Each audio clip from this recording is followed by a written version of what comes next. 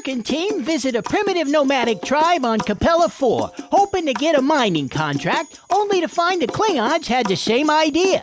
The bidding war sparks a civil war, which leaves the chieftain dead and a power struggle with the second-in-command guy on one side and the dead chieftain's unborn kid on the other, and Kirk, Spock, and McCoy stuck in the middle.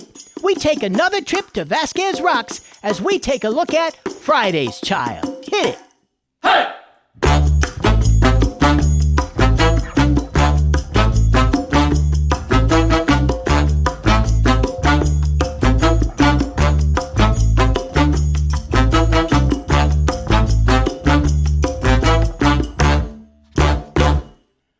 Major guest stars this week. As the Klingon, we got Tig Andrews, who was originally born Tiger Andrews. Guy's actual name was Tiger. How cool is that? Before his appearance on Trek, Tig was probably best known for his role as Private Gander in the Phil Silvers' Sergeant Bilko show and as Lieutenant John Russo in The Detectives. But shortly after his appearance in this week's episode, he would go on to his biggest role as Captain Greer in 123 episodes of the Mod Squad. In the role of Tribe's second-in-command Ma'ab is Michael Dante. Lots of guest spots in various cowboy and military-type shows and movies, and would often get cast in First Nation roles, like Red Hawk in Apache Rifles, Winterhawk in Winterhawk, and Crazy Horse in 1967's Custer series. He was born in 1931, and Mikey is still with us. Last, and certainly not least, as wife of the chieftain Elien, the incomparable Julie Newmar. Also still with us, Jules did all the friggin' things. Probably most famously appeared in 13 episodes of the Adam West Batman show as Catwoman. But it's said, though I can't find definitive proof of this, that her robot character Rhoda in the TV series My Living Doll, the titular Living Dolls model number AF709, was the inspiration for the Star Trek Voyager character's name 7 of 9. Again, can't confirm, but it seems plausible. She's even been voicing Catwoman in some recent Batman animated movies, so she's still killing it. But enough about that, let's get into the plot. We open with the Enterprise assuming orbit around the planet Capella IV. McCoy is in the briefing room given, of all things, a briefing about the people of Capella. Apparently, he spent some time there when he was in the Starfleet Peace Corps or something. Anyways, he says they're primitive and nomadic, and also that they're really tall, like up to 7 feet. They use knives and this thing, kind of like the glaive, that they can throw, and they're crazy good with it. It's called a Kligat. Chekhov being in the room is what's called metaphorical foreshadowing. McCoy also says they can be fierce Jason Momoa-type friends if they like you, but if they think you've wronged them in any way, that's your ass, Mr. Postman. When Spock suggests they beam down with a large, well-armed party, McCoy says that's going to be seen as trying to intimidate them, and they're going to get all Kligatty about that. Also, we get a clue about why we're screwing with these people. The Federation wants a mining treaty with them. Yep, more mining. The future is apparently lousy with mining. Kirk tells Scotty he's in charge and says that the Klingons have been sighted hanging around the sector, but I'm sure it'll be fine. Cut to the surface, and a bunch of tribesmen with either long blonde ponytails or wild Barbie pelts coming out of their hats are just tribing around a soundstage when our boys beam in. Kirk, Spock, McCoy, and Lieutenant Grant. Don't get ahead of me here. Our boys approach one of the tents and are halted by the guards and then are greeted by somebody clearly very important, but walking in that guy's entourage is a Klingon. Lieutenant Grant sees the Klingon, reaches for his phaser, and gets a Kligat right in the chest. Not sure, but this might be the quickest time from beam down to redshirt death of the whole series. We'll keep an eye on that. If you click up in the corner, you can see what you can do to help save red shirts from horrible deaths like getting Kligatted by a Barbie-haired Swede wearing a bath mat. Very sad. After the opening credits, we get a captain's log elaborating on the fictitious ore we're mining this week. Topaline, this one's called. Vital to life support systems. No idea if that's in addition to Pagium, or if it's better than Pagium, or what. McCoy complains to the important guy that Klingons are their sworn enemies, but Big Dude don't care.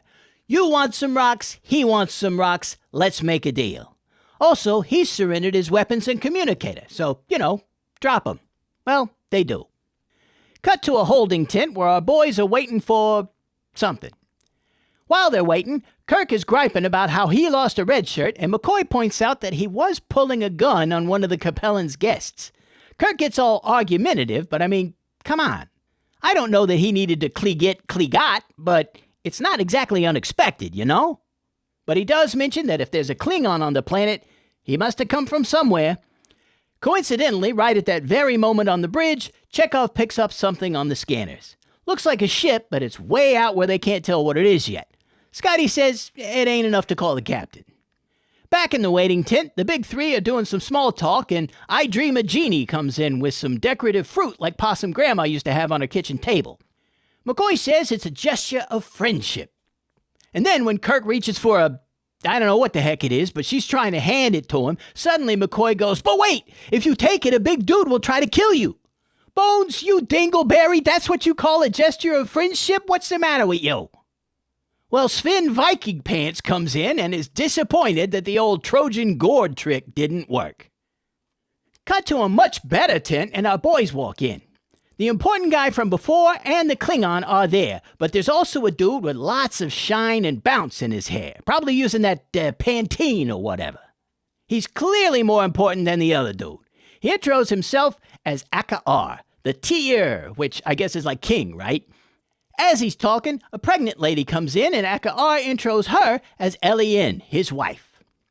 Kirk complains that one of his dudes got whacked, and Akar is like, isn't that kind of his job to die for you? Ma'ab, the important dude from before, says, no, that's not a thing with these guys apparently. And the Klingon says, yeah, they're total wusses. McCoy goes to Kirk, it's cool, I got this. Ma'ab is right. That ain't a thing with us. But the Klingon's words are as flatulence from a dysenteric horse. He is the berry from the mighty dingle bush, and he is wearing stupid pants. As McCoy rounds out his solid tight 5 on the Klingon and goes back to Kirk, he says, I just told them in Capellan that the Klingon is an asshole. Kirk is like, yeah, I gathered, thanks. Ma'ab don't like that people are laughing at his buddy, the Klingon, and says it's good that we got 2 people wanting the rocks or whatever, ain't it? Akar says, shut up, I'm in charge. And Ma'ab said, well, I got lots of friends though, so maybe I don't shut up. You get the feeling that Ma'ab ain't happy with how old Aki is running things. The Klingon, and no kidding, the guy doesn't get a name this whole episode, so get used to me saying the Klingon a lot. Anyways, he says that Earth people suck. They want to make your sick people well. But Klingons are like Capellans and think that sick people should die. They're not all stabby like us, right? You like stabbing, we like stabbing. Let us have the rocks, huh? Kirk goes, yeah, but they like stabbing you too, you know? They stab everybody, but we won't stab you at all. In fact, we're gonna leave you totally alone. That's like our #1 rule, and we almost never violate it for the most part. I mean, us even being here is kind of breaking that rule, but like after this time, I swear, we're totally gonna be hands off. Ma'ab is like, ha, this is fun. Akar says, dude, we know the Earth guys, they're cool. I don't know this Klingon jackass, but he's weird. It's like he always looks like he's chewing a cigar and there ain't a cigar on the whole friggin' planet. What's up with that? Ma'ab is like, yeah, but I don't like Earth people, so there. Akar is like, well, you want to go, Smokestack? And Ma'ab is like, I do not bite my thumb at you, but I do bite my thumb, and walks out. And that pretty much kills the whole vibe of the party. Well, up on the ship, the dot Chekhov's been following goes out of range. But just then, Uhura gets a distress signal from a ship, but she can't get much out of it before it fades out. Cut to the planet, and we've skipped a few pages because there's suddenly a civil war going on, and all the Barbie hairs are kicking each other's asses. Kirk decides he's going to take the opportunity to beat some ass himself, and the boys head to the main tent to grab their phasers and stuff. They walk in on the Klingon doing the same thing. He tries to jump Kirk, but Kirk ain't going out like that. He gets the Klingon in a hold and gets out of the Klingon that his ship is a scout-class vessel. As this is going on, Ma'ab arrives and tells Kirk to release the Klingon. He also announces that Akar is dead and that his hair will be donated to the Capellan Headsock Guild. Also, he's the Tier now. The Klingon wants him to kill the Earth people, but Kirk is like, hey, you're the leader of all these people. Is that the best choice for your people? Or hey, let me fight this little putz. You guys like that kind of crap, and my stunt guy's trying to buy a new house, so what do you say? Ma'ab is like, well, crap, now I don't know. You did kick this dude's butt pretty good, and I'm really kind of getting sick of his whole shtick, so now you got me thinking. Well, up on the ship, Uhura has picked up the signal again, and it's stronger this time. Federation freighter under Klingon attack. Scotty says try to get Kirk on the phone, and Uhura dials him up, but no answer. Cut to the main tent, and Elian's zombie walks in. This feels ceremonial, but they don't elaborate on what's happening. As she walks by a fire pot thing, some jackass trips her for some reason, and she burns her arm on the pot. Kirk almost helps her, but Spock senses a trap and warns him off. Ma'ab points out that she's pregnant with the last tier's kid, and she seems to both know and agree that because of that, she's gotta die. That's a little messed up, I'm not gonna lie. Well, as Ma'ab gets ready to shank her right there in front of everybody, Kirk yanks her out of the way, and a brawl ensues, but it don't last long until our boys are subdued. Ma'ab points out that no man may touch the wife of a tier, even a dead one, apparently. And Elian ain't grateful or nothing. Says she was looking forward to getting shivved, but now she wants to see Kirk die for touching her before she has to go down to Stab Town. Up on the ship, Uhura is still trying to raise the boys and getting nothing. Chekhov is able to isolate the distress call, and they listen to it on the speakers. The ship says 2 Klingon ships are attacking and plead for the Enterprise to help them.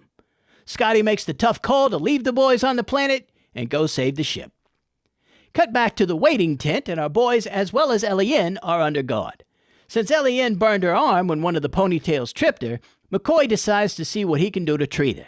Kirk and Spock take the opportunity while the guards are watching that like freaking perverts and jump them and make their escape with Elian in tow. Cut to Ma'ab just sitting in a chair out in the yard for some reason with the Klingon hanging out with him.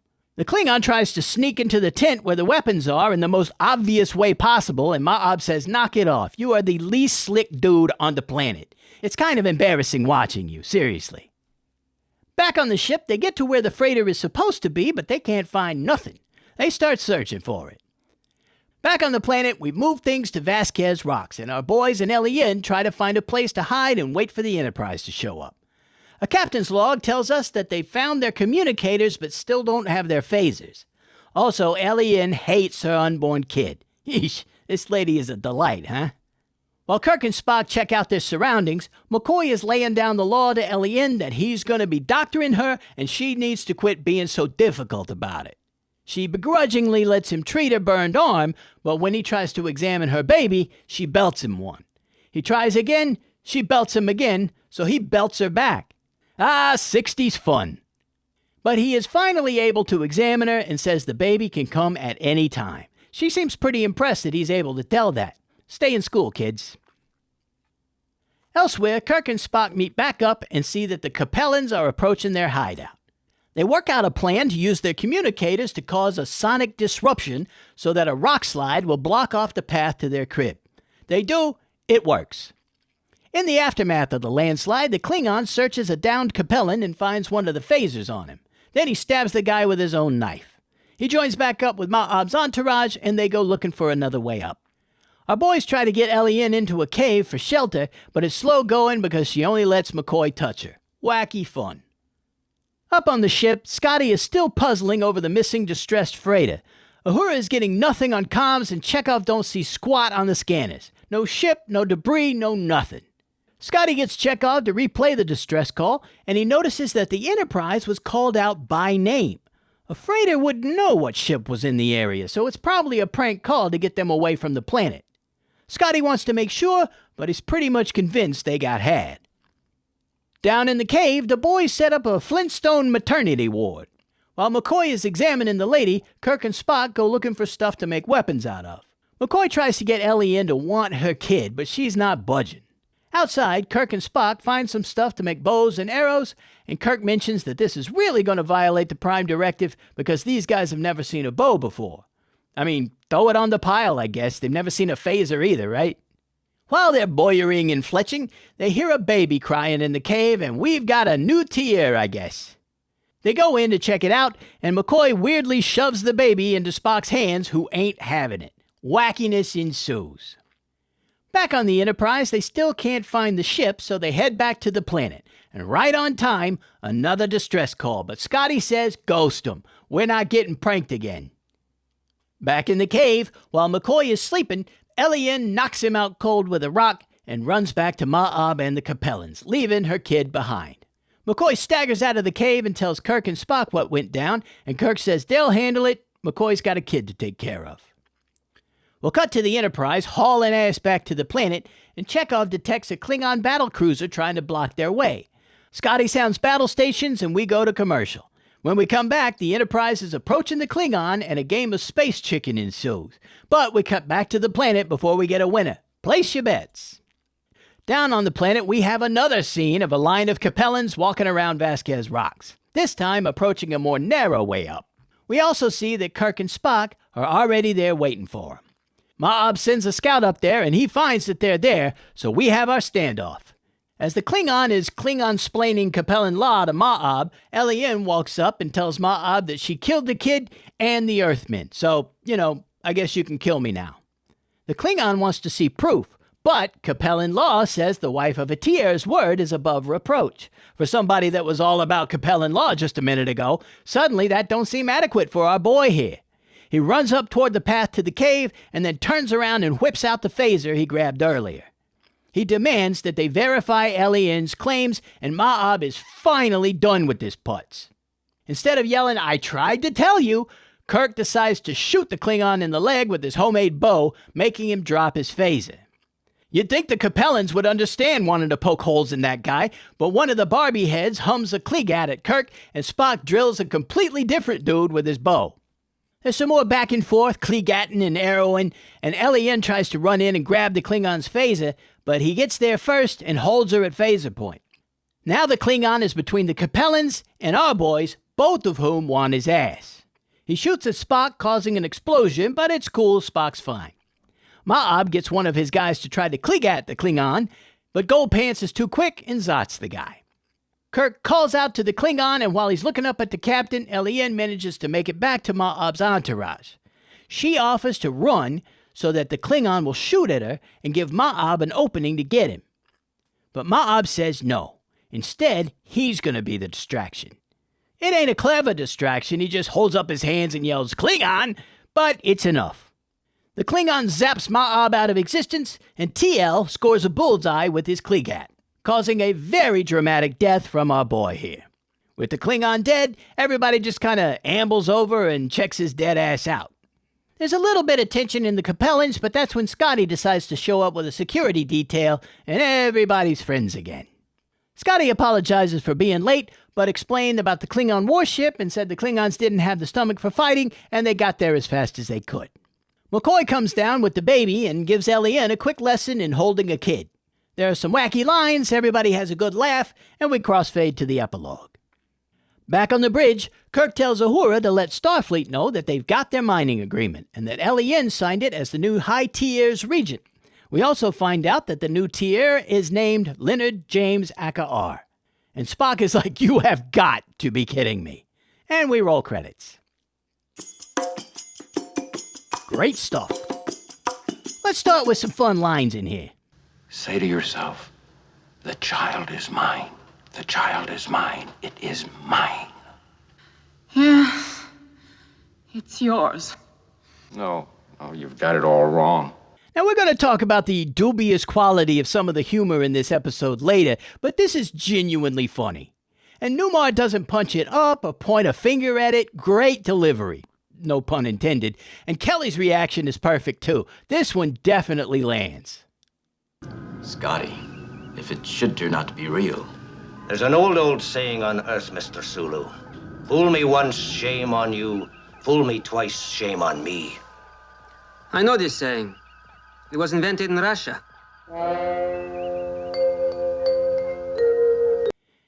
We've had Chekhov on the show for a couple of episodes now, but we're starting now to get some personality on his character. His exuberant pride in his Russian heritage comes up periodically for the rest of the life of his character, and this is our first example of it. And it's kind of the most important one, because with him smiling the way he does after this line, it's obvious he's screwing with everybody when he does this stuff. That's funny. Representing the high tier, Leonard James Akar. The child was named Leonard James Akar. Has a kind of a ring to it, don't you think, James? Yes, I think it's a name destined to go down in galactic history, Leonard. What do you think, Spock? I think you're both going to be insufferably pleased with yourselves for at least a month. Sir. Spock's reaction to hearing what Elian named the kid is priceless. One of the only times we really see Spock have a, hold up, what now? Kind of reaction, and it's beautiful. And the lines from Kirk and McCoy using their names like that were great too. Another funny one. Another thing I like about this episode is the Capellans themselves. Yeah, they was all wearing bath mats, but writer Dorothy Fontana did a good job of creating a believable, primitive, nomadic tribe that didn't really borrow obviously from any ancient Earth culture. Oh, sure, you can find some similarities to Scandinavian tribes, ancient Mongolian tribes, that kind of thing, but the Capellans wasn't a blatant stand-in for any of those specifically. They had a pretty distinctive look and manner, and I really liked the way the names were done with the double vowels and whatnot. I think it was pretty well done. Another thing I really dug about this episode is the scene at the beginning where McCoy is given the briefing about the Capellans, their culture and customs and whatnot. We don't really see that a lot when the Enterprise is preparing to interact with different cultures, and it's nice to see. This is the kind of thing I wish we got more of. A conscious preparation for strange customs and a coordinated effort to stay within those cultural boundaries by our heroes. I mean, it's clearly there to give us some exposition about the Capellans too, but it's done in a way that makes sense. Kirk and Spock would need to be briefed about this stuff, and so do we.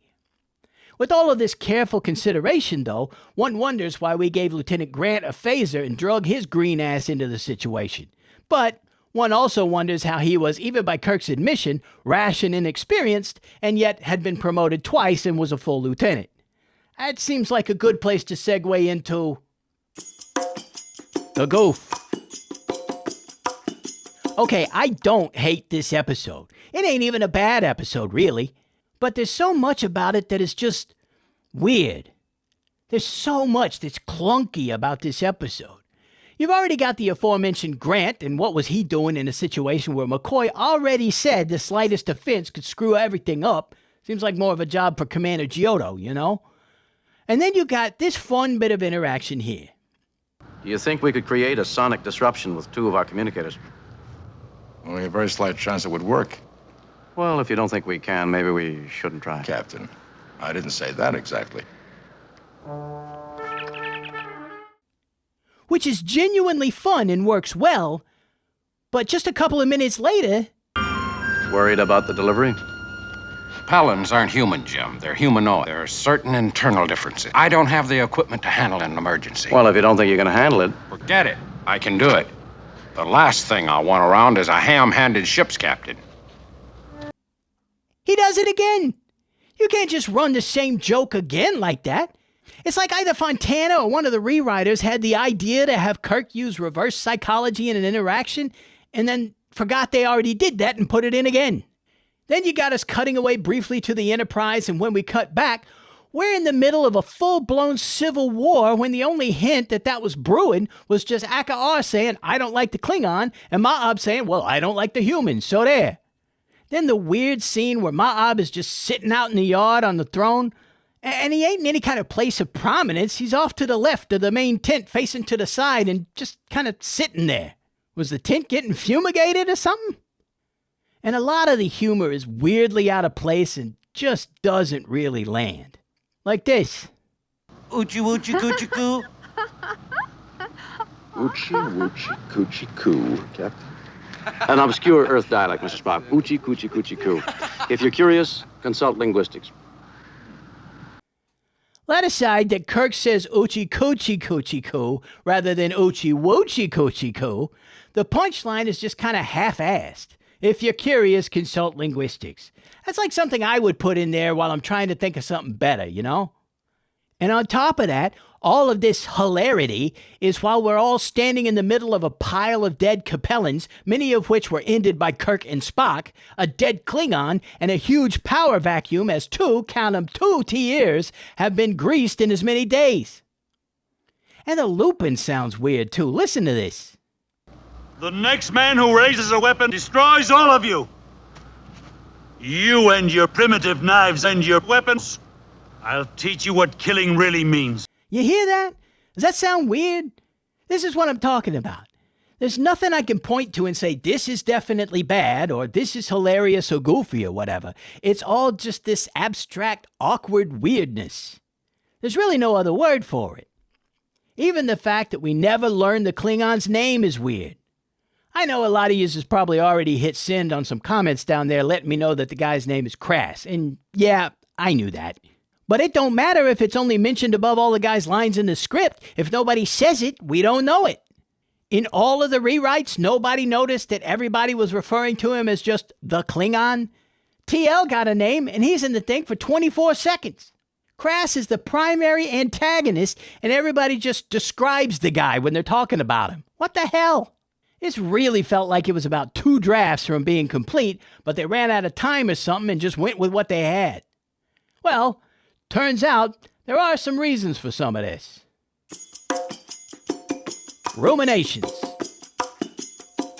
So the title card says that this was written by Dorothy Fontana, but that ain't the whole picture. I mean, it never is, but it's particularly the case with this one. Fontana's original script was a lot darker. Elian, in her version, was unfaithful to Aka'ar. She was conniving and offered to Ma'ab after the coup to kill her baby in exchange for sparing her own life. And in the end, she was executed for adultery, and the kid is raised by his grandfather. Well, then Roddenberry got a hold of it, and he was having none of that. He completely changed Elian, making her willingness for her and her child to die to be more of a cultural belief kind of thing, and made it so everybody on the friggin' planet, including a friggin' chipmunk in scene 34, learned the value of courage and self-sacrifice. I mean, that's not a bad message, but it's like Self-Sacrifice the Musical over here. He also added Crass into the story so that none of the Capellans would be the clear bad guy. He added the thing with the Enterprise getting lured away, which is actually a good addition because our boys needed to be cut off for this story to work. And he's the one who put friggin' Grant in the cold open, drawing huge criticism from producer Bob Justman, who thought Kirk deserved to be reprimanded by Starfleet for bringing that dingleberry. And he ain't wrong. Then there's Gene Coon's rewrite. Generally, I like Gene Coon's stuff, but it's like he looked at this Frankenstein's monster of a script and decided to fix it by spackling sitcom humor over the stitches. The end result isn't an amalgam of 3 writers' visions blending together. It's literally 3 separate scripts with 3 wildly different tones fighting each other for screen time. You ever see that movie Split with James McAvoy? That movie is like what if the Friday's Child script was a dude. Now, that doesn't explain everything. There's some production issues as well. Like they couldn't figure out for the life of them how to light the inside of a friggin' tent. This is Jerry Finneman saying this. And like those looping issues popped up a couple of times. But I will say that those 2 days they shot at Vasquez Rocks were in the 110s temperature-wise. And Michael Dante lost 7 pounds shooting out there in that black body sock he had to wear. And Julie Newmar was running around with a pregnancy pillow under her dress. That had to be brutal. All that being said, though, all of the guest stars, particularly Julie Newmar, Michael Dante, and Tig Andrews, do a bang-up job in this thing. It has its weaknesses, but the guest cast ain't one of them. So there you have it. Friday's Child. What do you guys think? Is this episode loving and giving, or is it more of a Wednesday's Child full of woe thing? You know, there are versions of that have Friday's Child as the one full of woe. Kind of ironic, really. Well, let me know in the comments what your favorite part was, and if you agreed that there's just something odd about it. If you liked the video, please hit that like button for me, and if you ain't subscribed yet, smack that button too if you would. Helps the channel immensely. If you're looking to support us monetarily, we got Possum merch at adstudiosmerch.com, or consider joining the channel as a member.